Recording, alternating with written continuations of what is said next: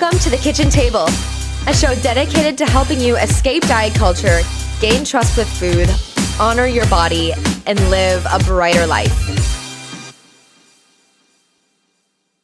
Hello. Welcome back to The Kitchen Table. I am so glad you're here. I'm your host, Alicia Brown, a non-diet registered dietitian, and today I am so excited. We've got a really special episode today. This is a little bit different than our typical conversation around just food and body stuff. We are getting into the home, and we're talking about clearing the clutter with Christine Stone, who owns Neatly Designed, and she's here to help us think about how we can simplify our lives with easy changes that make a really big difference in the way that we live and the way that we work. Because she believes efficiency, simplicity, and organization are the keys to seamless, uncluttered day-to-days and uncluttered lives. And we can all agree that clutter can lead to anxiety, can lead to stress. And our homes are supposed to be a place where we can feel ourselves, right? We can feel calm and at home in our homes and also in our bodies. So that's why I asked Christine to come on today. And Christine, just thank you so much for being here. I'm really excited to have this conversation. Oh, I'm so excited to be here with you. I love talking about clearing the clutter and freeing yourself of all the weight around the house of, everything that has been piling up. And now, I come in and we remove all the obstacles. That sounds refreshing. It's just absolutely, there's like an ease that comes even with just thinking about clearing out, having a blank slate and a new start. How did Yes. you get to where you are right now, kind of helping people clear the clutter? How did this kind of unfold in your own life that brought you to the profession that you're in today? I had younger children and I decided to do something part-time, but I couldn't figure out what I wanted to do. And I was at a girlfriend's house. We were waiting for carpool and we were sitting in her kitchen and she had this long counter, but it was stacked from the bottom of the counter to the top with so much magazines, mail that hadn't been opened, lunch boxes, backpacks. And I said, "Hey, you want some help with that?" And she goes, "Why would you want to do that?"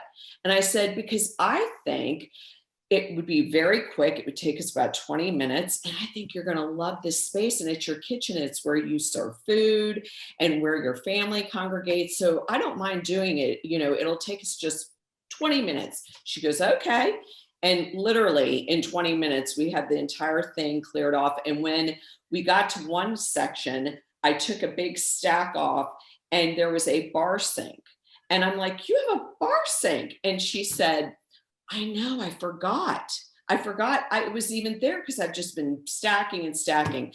And she was so thankful, so appreciative. She called me and said, "My family loves it. I laid food out and trays and packed their lunches over there." And you really made a huge difference. And it just, a bell went off.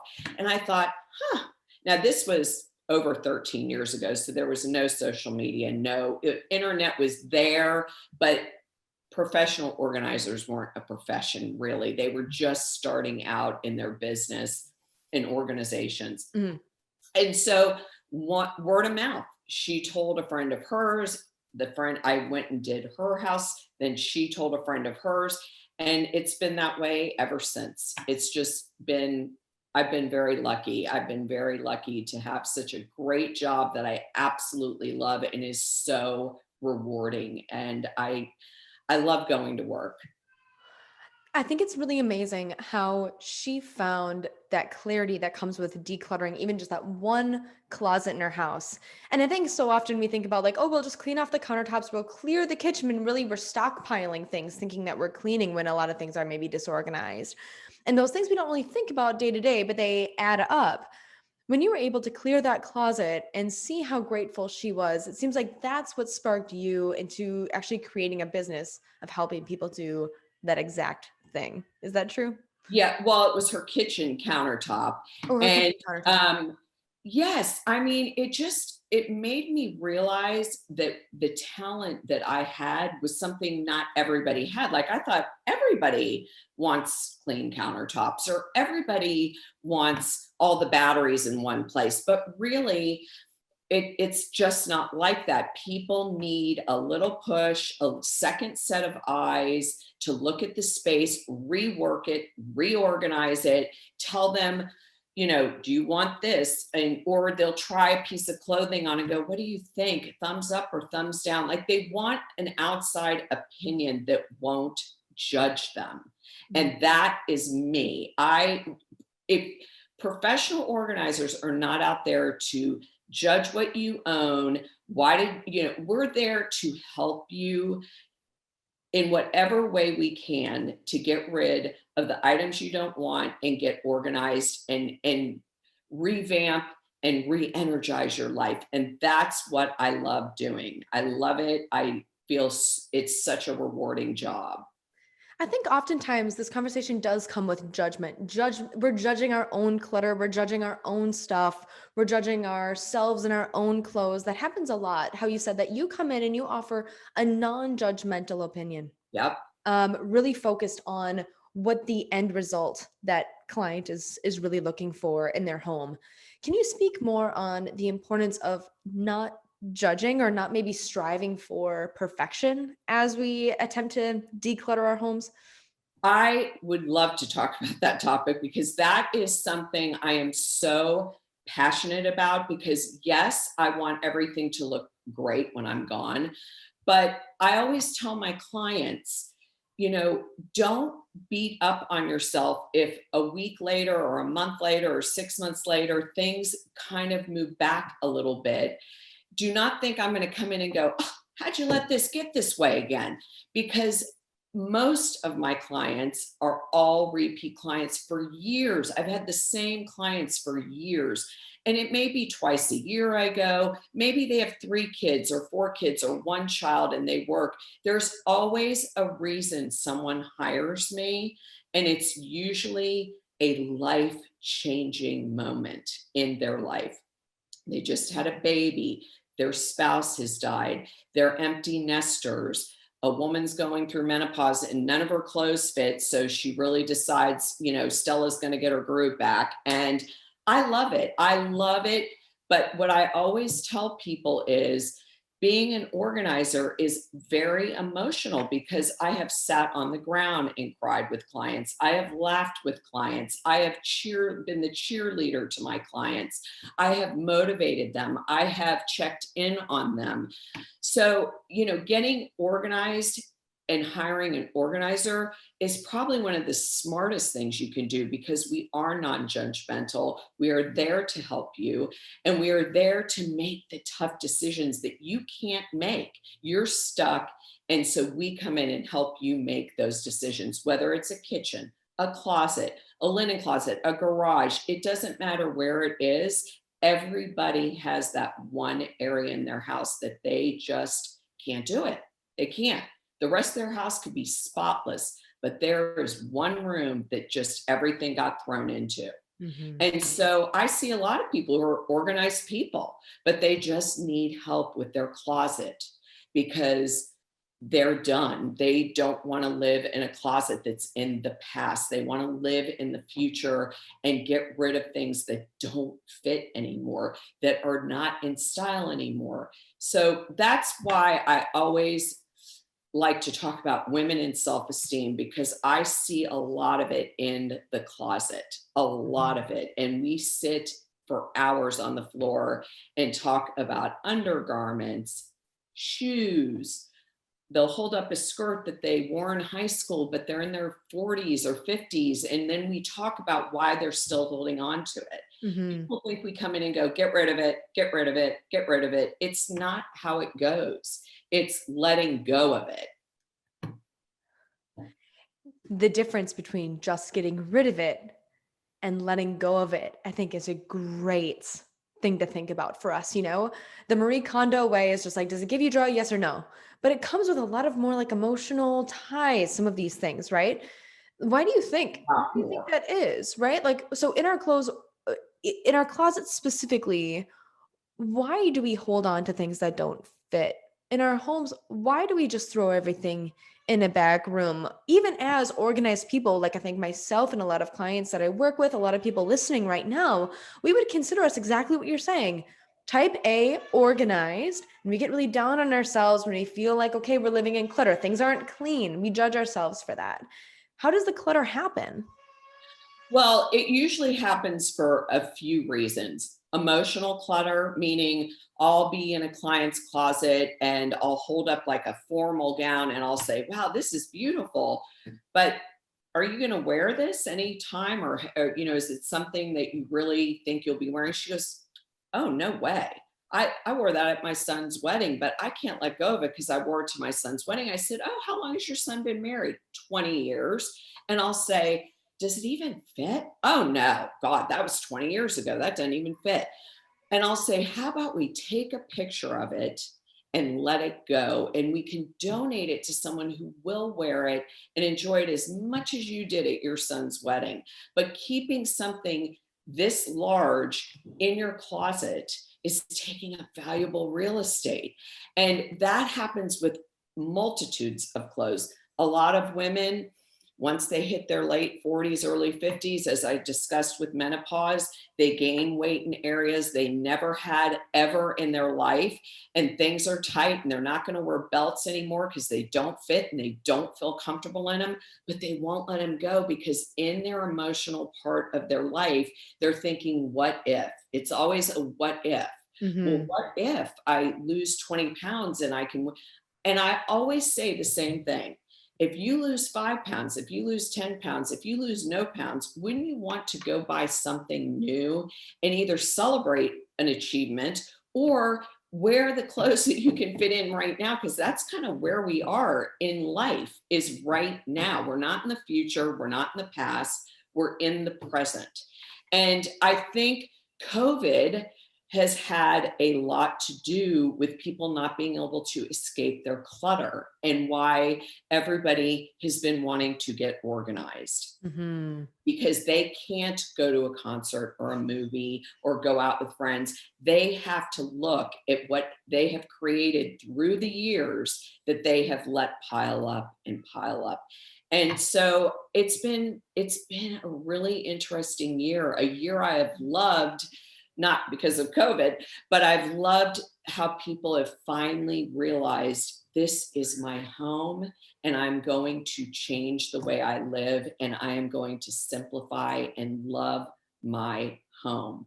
And that's all I've ever wanted. So I'm thrilled in a way that people have really made these changes.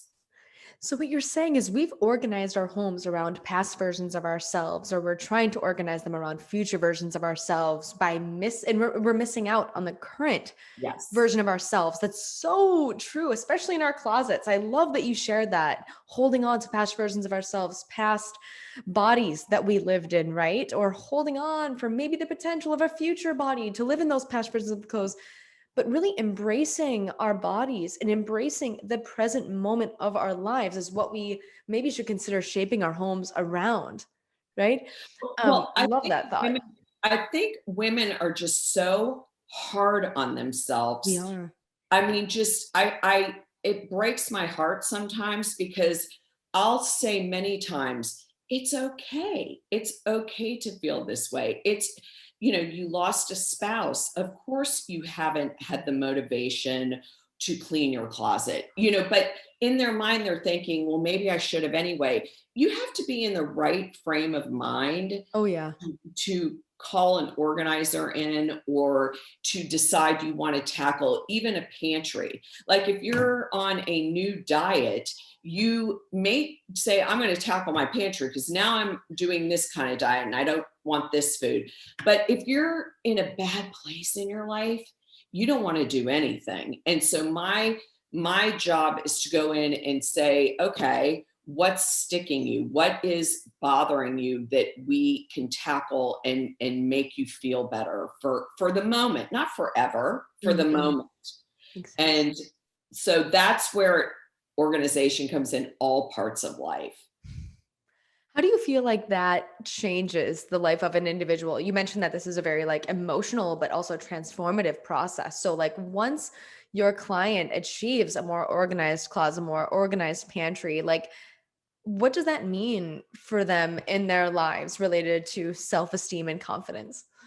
I live in a smaller town, so I run into my clients all the time. Cool. And I cannot tell you how many people have told me it has been life changing. It has been, my husband sees me smile again. My kids love having no clutter and inviting their friends over. And my kids have come up and said, Mommy, I love what she did. You know, people don't understand how clutter affects marriages, how clutter affects your children, how clutter affects your partners, how clutter affects just wanting to invite people over. You're embarrassed. And so I think that I just get a thrill when someone does say, it has been like, you have changed my life and my family's life.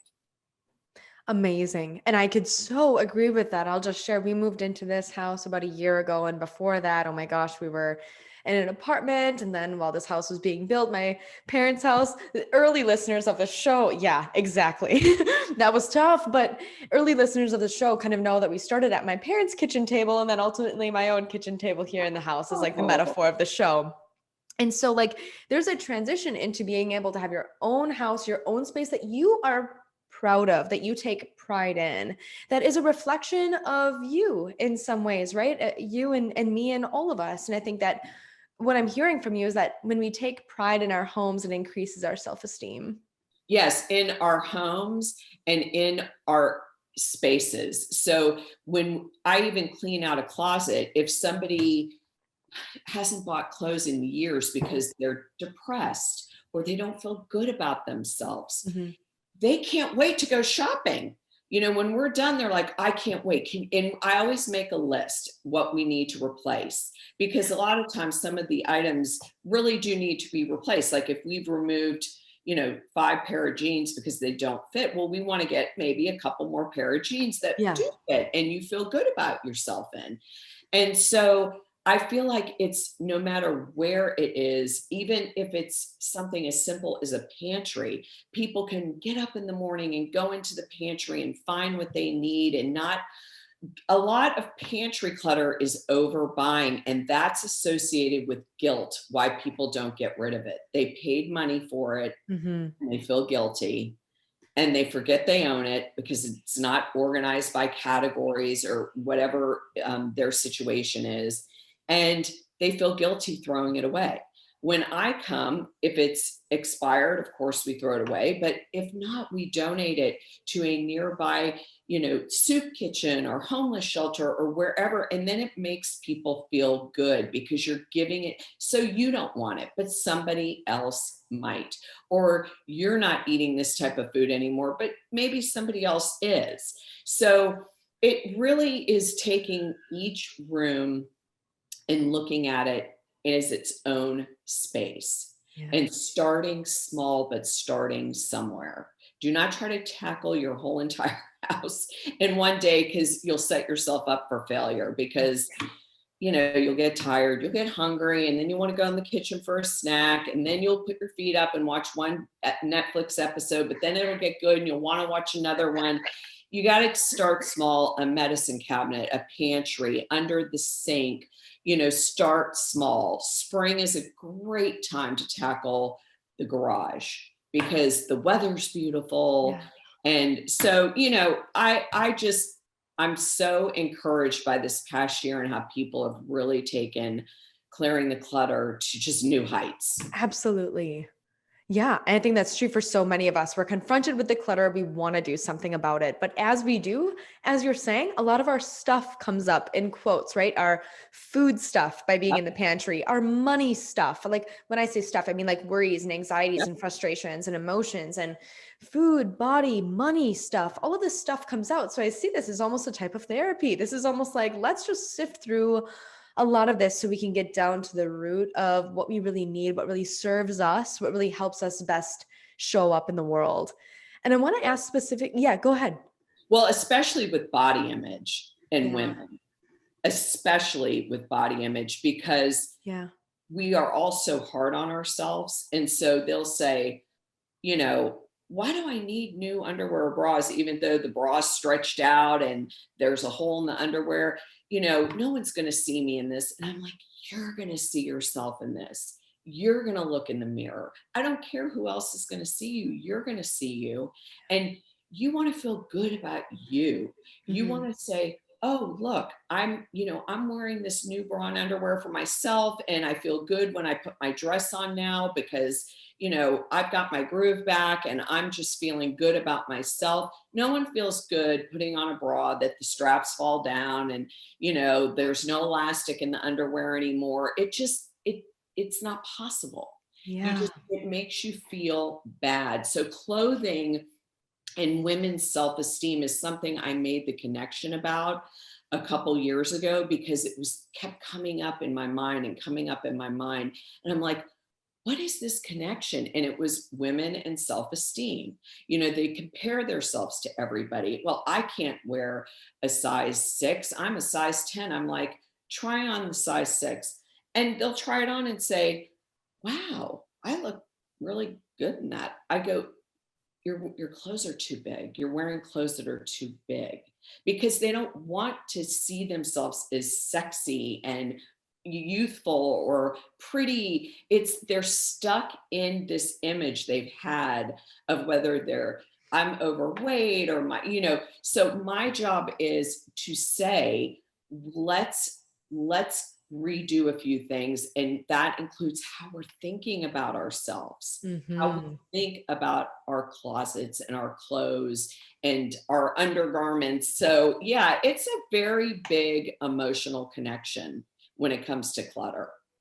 I see that absolutely. When we have a negative image of ourself and our bodies is reflected in how we clothe ourselves and our approach to the closet in general. The closet becomes a really triggering place. And how we clothe ourselves, we try to disconnect from it and don't care about it and just kind of go through the motions of it when we don't even realize things aren't fitting the way that we'd like them to, or not fitting at all, or have, again, holes in them, elastic not fitting. A part of how we clothe ourselves is a way that we can show ourselves respect, and that we honor our bodies as well. Do you feel that? Yes, and I feel that especially for I have a lot of young moms, Yeah. and they're very hard on themselves after they have a baby. Yeah. What if I don't lose this weight?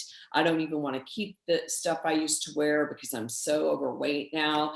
And I've had 2 kids, and they're grown and they're out of the house, so I know this too shall pass because I've had kids, and I have probably felt that way when my kids were newborns or younger.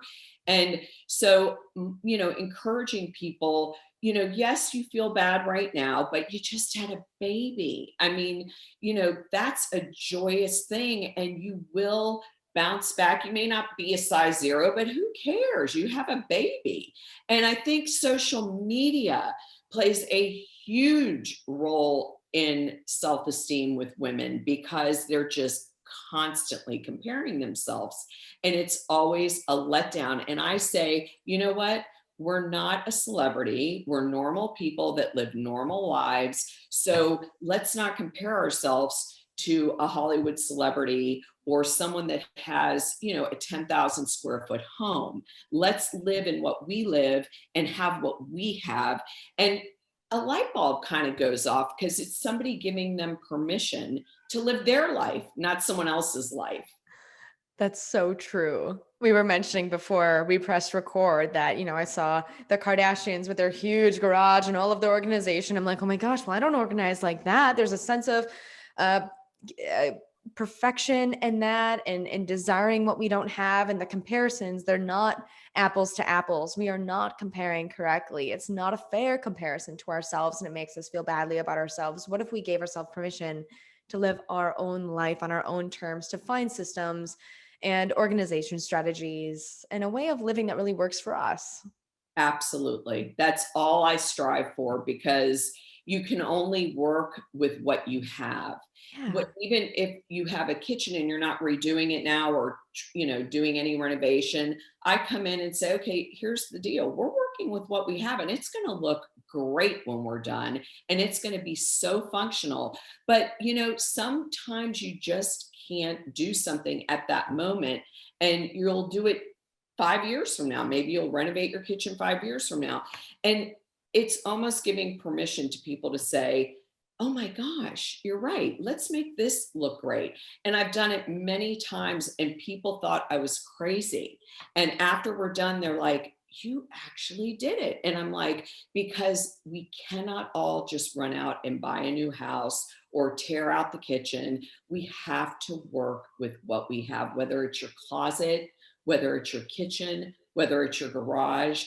And constantly wanting what someone else has leads to depression Yeah. because you're not maybe ever going to have it. So why don't we just enjoy what we have and make it look amazing? I feel the same can be a conversation about our bodies as well. Absolutely. What if we enjoy what we Absolutely. have and make it amazing and feel amazing? And you know what? That's the thing about our bodies Mhm. is we're all different Mhm. and we need to embrace what we have and be thankful for it. And yes, everybody might want to lose a few pounds, but you know what? It's okay. It's okay to do it gradually or to do it when you're ready or to wear the clothes that we're all wearing right now during COVID because we've all been stuck inside for a year. I mean, it's just someone coming and giving a little pat on the back and saying, it's okay. It's all going to be okay. And that's like the step towards body acceptance that we really talk a lot about here on the show is to just recognize that our body as is right now is okay without losing the weight, without anything right now in this moment, creating a life around how we are right now, I think is really an empowering place to start. That is what I think will propel us into conquering the clutter and getting after some of these things that have been weighing us down, this emotional weight that is taken away from some joy in our lives. Do you have any recommendations or strategies for somebody who doesn't know really where to start? Maybe they are thinking about a space in their home that's kind of cluttered right now, or they're thinking about an area or a drawer or some place where they might sense a little friction, maybe the kitchen or the closet. What is one thing that maybe they could start thinking about today if they wanted to maybe consider decluttering on their own? There are two areas of the home that I like to focus on when I go into someone's house, if this is why they've called me there. Mhm. And believe it or not, it's not a closet. We do eventually get to the closet, Mhm. um, but it's the kitchen because that is the hub of the home. Yeah. Pre-COVID, that is where everyone would gather for entertaining. Your children eat breakfast at the kitchen counter. You Mhm. prepare your food there. It's just the hub of everybody's home where everybody hangs out. Yeah. So if I were to say where to start, you always have to remove everything out of the pantry, the cupboard, wherever you're organizing in a kitchen. You cannot ever do a complete project without emptying it out, purging what you don't use, you don't need, and you don't even like. I mean, there are so many people that all pull out, corded appliances from 10 years ago and they'll go, I don't even like that. I think I used it once like 5 years ago. And it's a big, you know, machine and it's taking up so much valuable real estate in their kitchen and we get rid of it. And by the time I leave, there is excess room. There's empty drawers, empty shelves. Starting small, emptying everything out, purging, scheduling a donation pickup before you even start your organizing project. I like to schedule it the day after I'm going to organize Mhm. because people tend to pick through and have regret. So if you can get it out of the house faster, it's the best option. And then finding the right organizing products to fit your space. People forget to measure, then they buy a bunch of organizing products, and then none of them work, but yet they don't have time to return them, or they can't return them, or it's too late to return them, and they become more clutter. It's so important to measure the empty space, figure out then what you're keeping, and then after you get the organizing products, put the items back in organized and make sure there's a place for everything. If Mhm. everything has a place, everybody in your family will follow suit. But if not, everybody throws everything in that one drawer, that one cabinet. So that's where I start. Pantry, junk drawer, under the kitchen sink, cupboards, spice racks, starting small and just really focusing on a project. Like I said earlier, do not try to tackle the entire house because you will get burnout. For people like me that maybe have some perfectionist type tendencies, I'm working on this, and that are overly ambitious, we might say, okay, overhaul, we're doing everything. We're getting after everything today. I love your advice of just one room, one space, one thing at a time.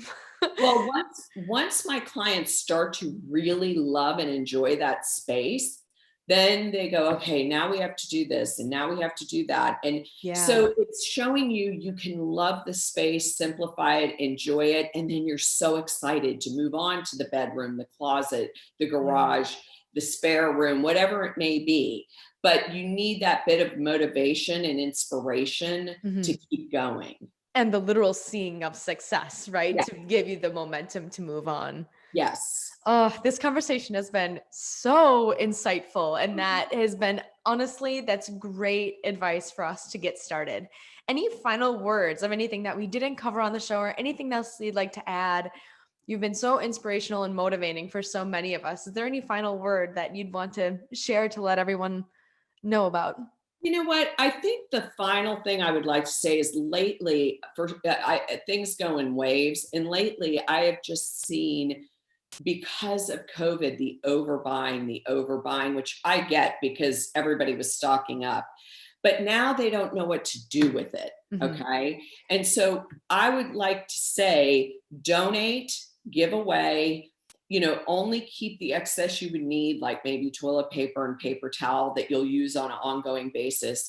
But clear up some of the space now, that we're seeing some sort of light at the end of this tunnel. Yeah. And it's okay to let the excess go, because if not, we're going to be here in 6 months talking about how to let go of all the excess we bought, within the past year. So that's something I'm seeing a lot when I go into clients' house now, is the excess just all over the place, hidden in cabinets underneath, to good reason that people did it. But it's going to end up eventually catching up with everybody. And so keeping what you absolutely need and can use in the future, and then donating and letting go of some of the excess items. Hmm. We have to break free of maybe that scarcity mindset in order to do Yes. it, to know that we can go out and get what we Yes. need now, and that we're not maybe locked up in our homes for Yes. forever moving forward for many of us Exactly. that feel Yeah, free enough to no, do it. exactly. And I think that's the mentality that everybody has had, is, we need to keep stockpiling and stockpiling. And, as much steps forward we've made decluttering, it's just going to continue on to be a great thing when people just start to reclaim their spaces and start to entertain again. We're all dying to entertain and have someone over for dinner. So true. Oh my gosh, so true. We're craving that. And when we talk about food in the kitchen as a sense of, a place for togetherness, a place for everyone, I and everyone listening really want to get back to that. Yeah. It's part of our Yeah. culture. It's part of our food Yeah. culture too. Yes, Absolutely. absolutely. Absolutely. Everyone wants to follow you and find you and potentially work with you. Can you tell them where they can do that? On Instagram, I'm at Neatly Designed, and my website is neatlydesigned.com. And on Facebook, Neatly Designed. So, really, you can find me anywhere at Neatly Designed. Neatly Designed, Christine Stone. Yes. Thank you so much for being here with me today and sharing your wisdom about organization, decluttering, and helping us kind of shed some of that weight of the clutter so we can live bigger, bolder, and brighter lives. Thank you so much for having me. I absolutely love your podcast. Thank you. And for everybody listening, if you have a moment, take out your phone and hit that subscribe button. That helps me get on the charts, sending message of decluttering and body positivity and intuitive eating out. It helps me get on the map. So thank you so much for hitting that subscribe button. Also, don't forget to follow Christine Stone, and we will see you all on Monday's episode of The Kitchen Table. Have a great day and a great weekend. We'll talk soon.